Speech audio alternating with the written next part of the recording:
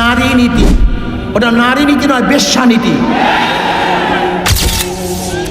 আমি প্রথম যখন ইউনূস সরকারের সাথে দেখা করতে গেছিলাম, এই আমার সামনে আছে আমাদের মহাসচিব, যুগ্ম মহাসচিব, অনেক কথাবার্তা বলার পরে আমি স্পেশাল বলেছিলাম, জনাব কোনো অবস্থাতেই পাশ্চাত্যদের কোনো আদর্শ নীতি সংস্কৃতি আমাদেরকে চাপিয়ে দিবেন না।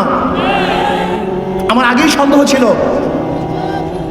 আমি আগেই সন্দেহ করতাম।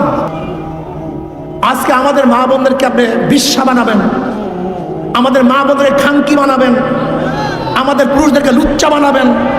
বলতে পারেন হুজুর যৌনকর্মী বললেন না কেন, যৌন শিল্পী বললেন না কেন, পতিতা বললেন না কেন, এই খারাপ শব্দ ব্যবহার করলেন না কেন? বলতে পারেন। আমি তো মনে করি শয়তানেরা, দুষ্টরা এই সমস্ত খারাপ শব্দগুলিকে ভালো শব্দের দ্বারা পরিবর্তন করে ওদেরকে এই কাজে লিপ্ত করতে চায়। সমাজের মধ্যে শব্দগুলি কেন আসছে? সমাজের মধ্যে শব্দগুলি কেন সৃষ্টি করা হয়েছে? সমাজের মধ্যে খারাপ শব্দগুলি কেন চয়ন করা হয়েছে? চোরকে আপনি কি বলবেন?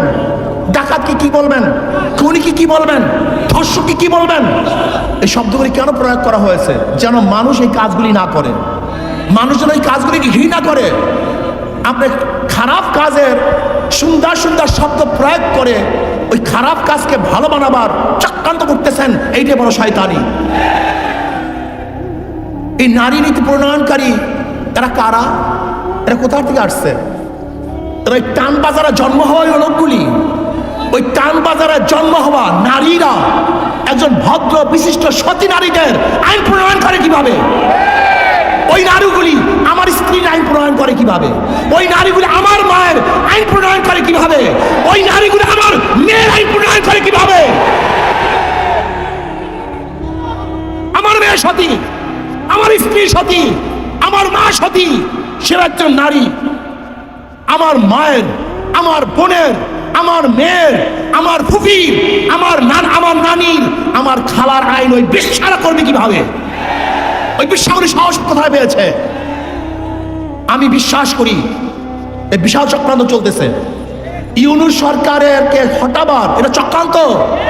সবগুলি ভারতের দালাল, এই সবগুলির সাথে ক্যালকাটার সংযুক্ত আছে, সবগুলির সাথে ক্যালকাটার সংযুক্ত। আপনারা দেখুন,